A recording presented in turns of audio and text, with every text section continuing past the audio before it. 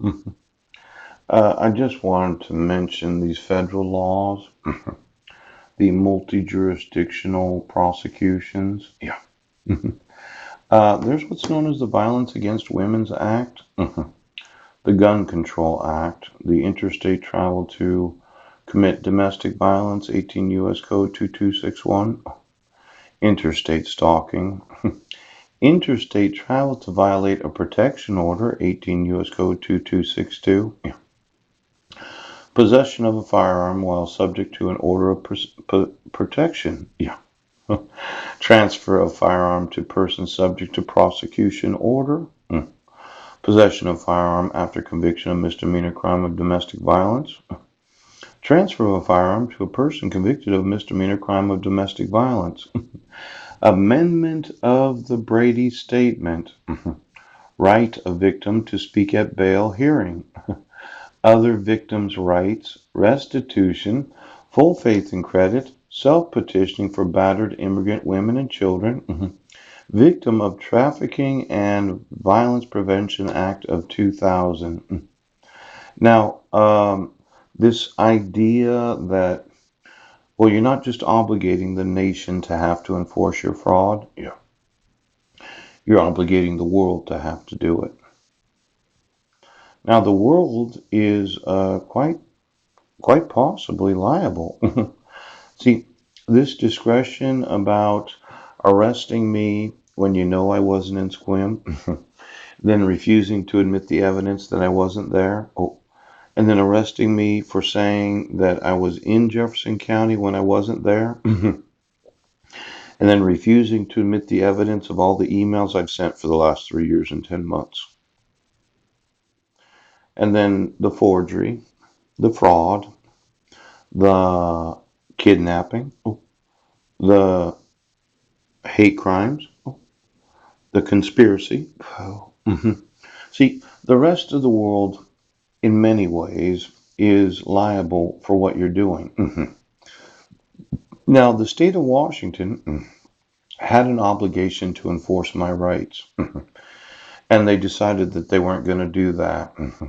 And you decided that you were going to misprison all this felony, and then you were going to convince every sheriff and every police department that I was a crazy individual.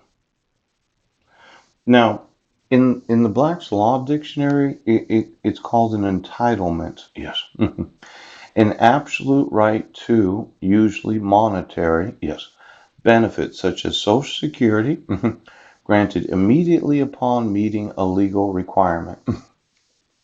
Now, the legal requirement necessary to enforce a law, yes, is what is known as evidence. This legal requirement I have been meeting for the last 3 years and 10 months. And since November 15th, I have met the legal requirement necessary to enforce the laws. Now, you as a court, as a police and sheriff's department, yes, decided that you were going to misprison all the felony. And when I meet the legal requirements necessary, yes, for the enforcement of the laws, you had an obligation to enforce the law. Now, I'm sitting here, yes, informing you the protection order that was issued on July 31st of 2015. Yes. You cannot issue a temporary protection order for 48 days. It couldn't be reissued because it wasn't within the 90 days. You can't say that you attempted service twice when you know you did not attempt service. And whomever you attempted service on, it wasn't me.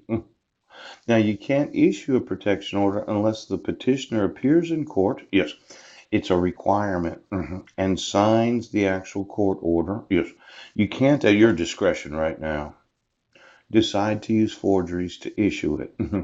Now, you can't serve somebody other than the respondent. All court service has to be court ordered, and you can't give it to somebody else to serve me.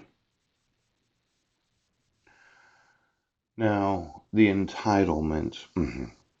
I am entitled to sue you. As soon as you have knowledge of any crime, yes, And you have met, yes, as in the meeting, yes, as the legal requirement for the definition of crime, you are immediately obligated to give me the entitlement that I deserve as an American citizen. Now, that would mean my absolute right to sue you. Yes, the absolute right to have you prosecuted. Right. And the absolute right to victims, resources, and rights. Now, it looks to me, yes, that you and the sheriff's department, you have not recognized what I'm entitled to as an American citizen.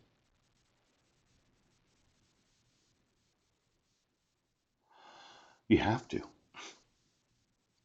Now, it's an absolute right. It's kind of like, let's say you did apply for Social Security. Mhm. And you went to the Social Security office and you said, I'm 62 years old. Yes. And I want my absolute right to receive Social Security benefits for the number of hours I worked during the course of my life. Yes. Social Security does not have it available to deny you the right to Social Security. You paid into it. Yes. It's a federal law. And you have to give it to them. Let's say I went to welfare. Yes. I know that I have 3.5 years worth of food stamps left. Yes. That I did not use while we were married. Yes. When we were on Guam. Now, if they tried to tell me that I cannot have welfare, yes, I would inform them of the absolute right. See, these benefits known as the citizens' entitlements. Yes. Every day that you've deprived me of actual enforcement of the laws, yes, you're getting sued. That means every email address, every minute of every video, yes, that the Seattle Police Department has sat there and watched the actual evidence, and then they denied me my entitled rights.